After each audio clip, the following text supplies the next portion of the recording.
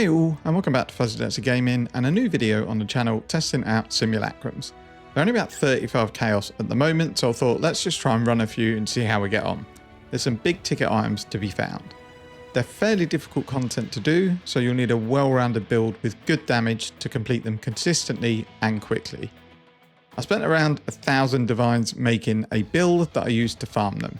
Now please don't judge the build by the highlights, as it went through lots of iterations as I tested various stuff out.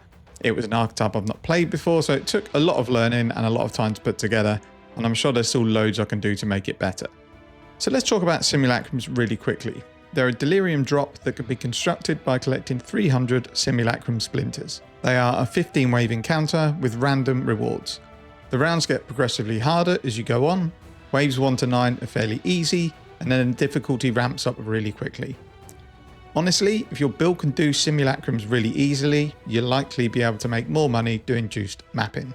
They're also fairly boring.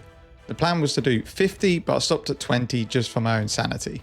I will say if you have a build that trivializes the content, it is fairly chill. You can just put something on in the background as you mindlessly grind, but it won't be for everyone. So what are the main rewards that you'll find in your Simulacrums? They pretty much drop everything, but in terms of big value, you can drop the Voices unique jewel, which sells unidentified for 14 divines. There are two other unique jewels that can be found in the form of megalomaniacs and split personalities. These, the majority of the time, are pretty worthless, but there can be some that are worth big currency if you get lucky. You can sell the megalomaniacs unidentified for about 40 chaos each if you don't fancy your luck.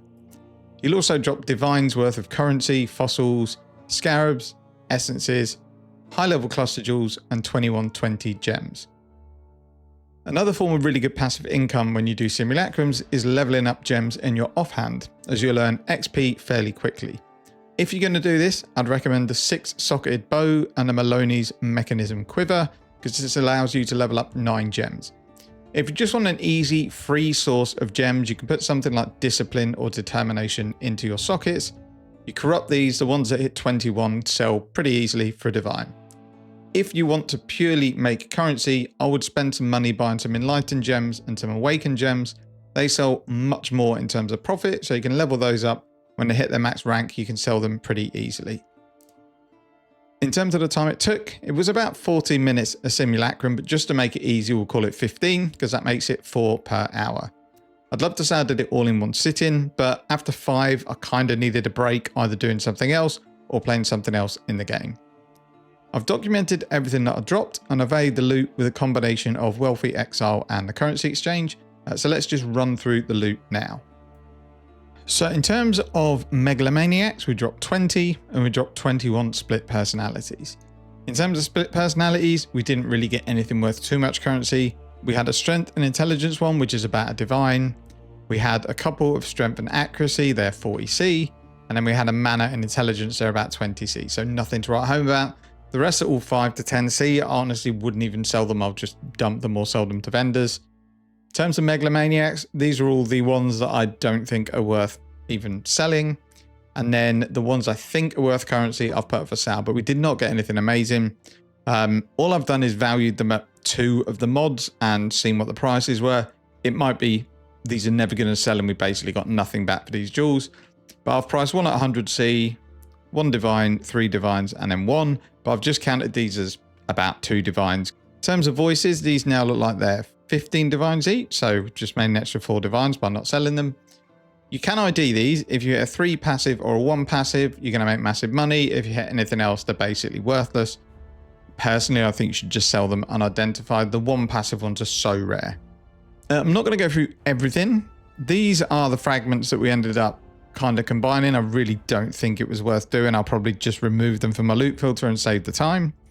5 raw divines, 7 exalt. Some of these would have been from shards, and then 5 annulments. Again, most of these are probably from shards. In terms of notable loot, we had 2 prime Celtic resonators. We had 3 of the divination card. I think it's called Darker Half. So we got ourselves 5 eldritch chaos orbs. This was my profit from flipping the gems. This is a Venter's Gamble that I found. I think it's worth about 5 divines. It's rolled about 100% resistances. Not much life, but it's got big rarity and maximum mana reservation. So if we just have a look And we'll just tick all of these in and see what comes up. So we'll put our resistances up to 100 and we press search. Yeah, it's probably 5 divines. We'll stick it up for 5, see if it sells. If it doesn't, we'll just drop it a divine a day and wait till it sells. We had this cluster jewel, which is 3 passive, item level 84, mana reservation. These go for 5 divines. Got a 2120 elemental army. This is probably a divine. Yeah. And then we got summon lightning golem, which looks like it goes for 3 divines. And then we had a herald of agony, and that will sell for a divine. They're kind of the main drops that I had.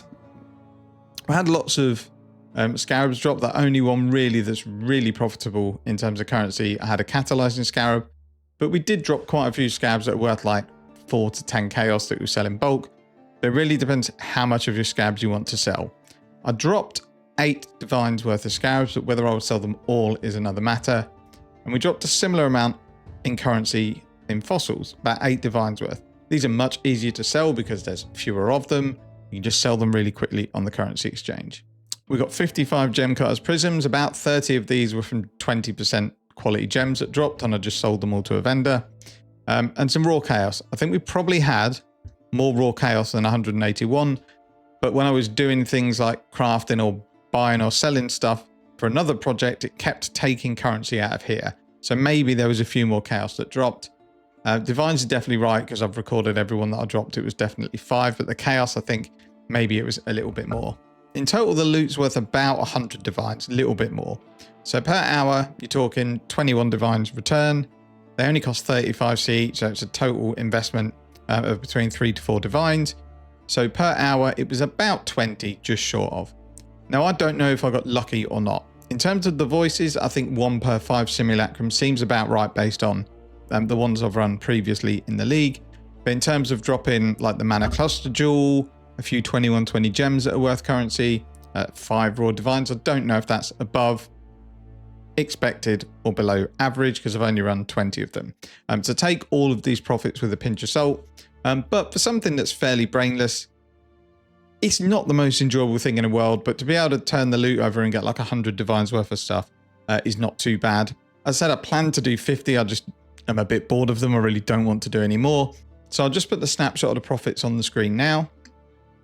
Most of the stuff like scarabs and fossils are just valued from Wealthy Exile.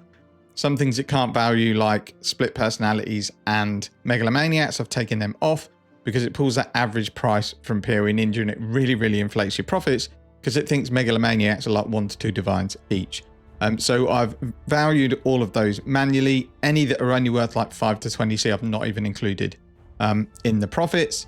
The only maps I picked up were boss maps and strand maps because that's my favorite. Everything else I just left on the ground. We did also get some essences.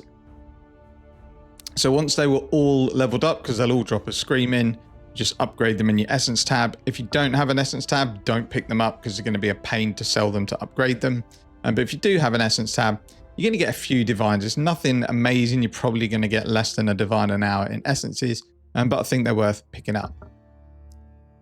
Already mentioned these fragments. I wouldn't pick Breach Splinters or Legion Splinters up anymore. I'll just remove them from the filter because the less you have to pick up, the quicker you can do the waves, which means you can turn over in a long period of time more simulacrums. I don't think there's much more to go through. So in terms of pros, it is profitable. Even if you get bad luck, you're going to make at least, I would think, 10 to 12 divines an hour, and that's with horrendous luck. You do have the chance to drop really big items like big cluster jewels, big megalomaniacs, obviously voices just unidentified as 15 divines. So there are positives for doing this strategy. To me, there's too many negatives though if you've got a character that's really, really good. First one that I've mentioned several times is it is crazily monotonous. It does get very, very boring. Even if you've got a podcast or something on another screen, it's still dull. You do get a lot of stuff drop and a good loot filter is pretty necessary. I think I left stuff on my filter that I probably shouldn't have. So things like fusings, over the 5 hours that I've done this, I picked up around 30 chaos worth of fusings. It's just not worth it. Same with things like jewelers, chance orbs. I'd even consider dropping any scarabs that are less than a chaos because I can't be bothered to sell them all 3 to 1 in the hope that I get a decent scarab back.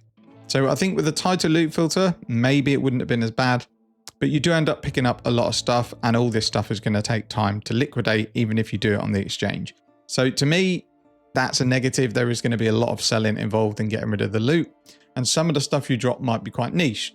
So let's say a megalomaniac you drop is worth 20 divines, but it's maybe only for a few builds. It might take you a long time to sell that. It can be difficult to value those items.